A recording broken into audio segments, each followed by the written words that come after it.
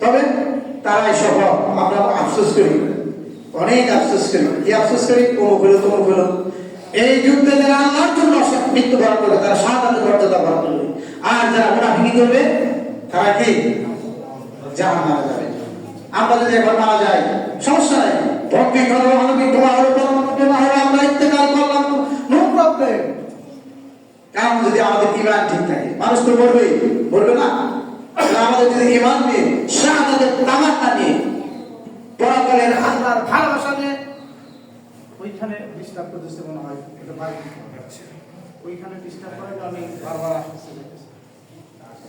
যা ভাই আমার যে কথা বলতেছিলাম, আমাদের এই কোরআন আমরা, আপনারা বলেন এই যে শিক্ষিত মানুষগুলো বলেন, আপনারা বলেন কোরআনের কিছু হক আছে, আদায় করছেন, আদায় করার চেষ্টা করছেন।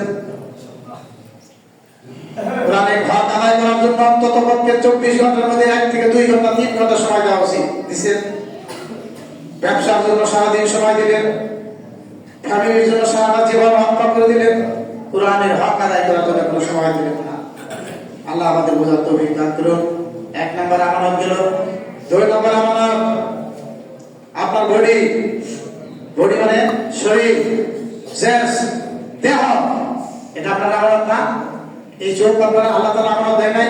এই হাত কি আল্লাহর পক্ষ থেকে আমানত নয়? কত মানুষের হাত নাই, কত মানুষের পা নেই, কত মানুষের চক্ষু নেই। হাত পা টোটাল ভরে আমানত।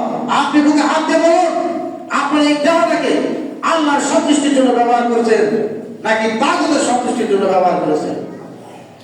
আমার ভাইরা, অধিকাংশ মানুষ এই দেহটাকে আল্লাহর জন্য ব্যবহার করে না। আল্লাহ তাআলা আমাদের বোঝার তৌফিক দান করুন। 3 নাম্বার, আপনার ছেলে, আপনার মেয়ে, আপনার স্ত্রী, আপনার বাবা মা, পাড়া প্রতিবেশী সবই আপনার জন্য আমানত। একটা করে আল্লাহ তাআলা আপনাকে পরীক্ষা করবে। আপনার ছেলেকে যদি আপনি কোরআনের শিক্ষায় শিক্ষিত না বানান, তাহলে আপনার আমানতের খেয়ানত করবেন। আপনার মেয়েকে যদি আপনি কোরআনের শিক্ষায় শিক্ষিত না বানান, আমানতের খেয়ানত করবেন। আপনি যদি আপনার বাবা মার খেদমত না করেন, আমানতের খেয়ানত করলেন। আমি সংক্ষেপে বলে যাচ্ছি, সুপ্রিয় উপস্থিতি। এরপর আসেন আমানত কি আল্লাহ রাসূল বলছেন, আপনার যদি কোনো কথা আপনার কাছে কেউ রাখে, সেটা গোপন করাও আপনার দায়িত্ব। সম্পদ রাখলেও কি আপনার সেটা রক্ষণাবেক্ষণ করা আপনার দায়িত্ব। আপনি যদি এই যে সামনে পিছনে ভোট দিল, এই ভোটটাও একটি আমানত। আপনি যদি এমন মানুষকে ভোট দেন যে কোরআনের শাসন চায় না, কোরআন অনুযায়ী দেশ চালাইতে চায় না, তাহলে আপনি আমানতের খেয়ানত করলেন। আমি আর কিভাবে বোঝাবো যদি আপনারা না বোঝেন? সম্মানিত ভাইরা আমার, যারা অশ্লীল গালিগালাজ করে তাদের রোজাও কবুল হবে না। আল্লাহ রাসূল হাদিসে বলেন নাই, রোজা রাখা অবস্থায় কেউ যদি আপনাকে গালি দেয়, ইনসাফ, আপনি কি বলবেন? ফালাকুল ইন্নী সাইম, আপনি শুধু বলবেন আমি রোজাদার। তীব্র প্রতিবাদ, কঠিন প্রতিবাদ, তুমি আমাকে গালি দিয়েছো, আমিও তোমাকে গালি দেওয়ার ক্ষমতা রাখি, কিন্তু আমি রোজাদার, এই জন্য তোমাকে গালি দিচ্ছি না। তুমি মনে রেখো আমি কিন্তু রোজাদার। আল্লাহ রাসূল বলেছেন এই রোজা রাখা অবস্থায় অশ্লীল গালিগালাজ করা যাবে না। কিন্তু আপনি রোজা রাখা অবস্থায় অশ্লীল গালিগালাজ করলেন, তাহলে আপনাকে তো অশ্লীল গালিগালাজ থেকে মুক্ত করার জন্য, হেফাজতে রাখার জন্য সিয়াম এসেছিল। আপনি তো তা করতে পারলেন না। তাআল্লাকুম তাত্তাকুন, রোজাটা এই জন্য আমাদের জন্য বাধ্যতামূলক করা হয়েছে, যেন আমরা ভালো মানুষ হই, যেন আমরা মুত্তাকি হই। প্রিয় ভাইরা, যারা পরের নিন্দা করেন,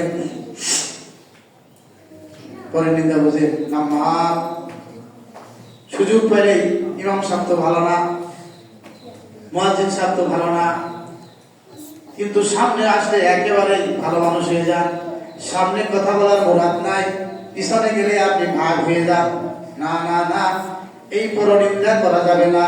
আল্লাহ তাবারক ওয়া তাআলা পবিত্র কোরআনের সূরা হুমাযার মধ্যে কি বলেছে? বলেন, ওয়াইলুল লিকুল্লি হুমাযাতিন লুমাযা, বলে ওয়াইলুল লিকুল্লি হুমাযাতিন লুমাযা, ওই তারাই তো জাহান্নামে যাবে যারা মানুষের সামনে এবং পিছনে কি নিন্দা করে, সমালোচনা করে, তারা জাহান্নামে যাবে। মানুষকে ছোট করার অধিকার আপনার নাই, পিছনেও নাই, সামনেও নাই। কারণ মানুষ মর্যাদাবান একটা জাতি করে আল্লাহ তাআলা তৈরি করেছেন। তার দোষ ত্রুটি তাকে সংশোধন করার জন্য গোপনে বলা, ভাই তোমার মধ্যে এই ত্রুটি আছে, তুমি ছেড়ে দাও। আবার হক কথা বলবেন যখন ওই লোকটার নামে বিচার দেওয়া হয় কোর্টে গিয়ে, গত এলাকায় যখন বিচার বসে, তখন আপনি গোপন করবেন না। কিন্তু যেখানে সেখানে দোকানের পারে বসে কারো নামে বিবাদ করবেন, সমালোচনা করবেন, পরিবেশটা অযথা নষ্ট করবেন, তাহলে আপনার রোজা কবুল হবে না।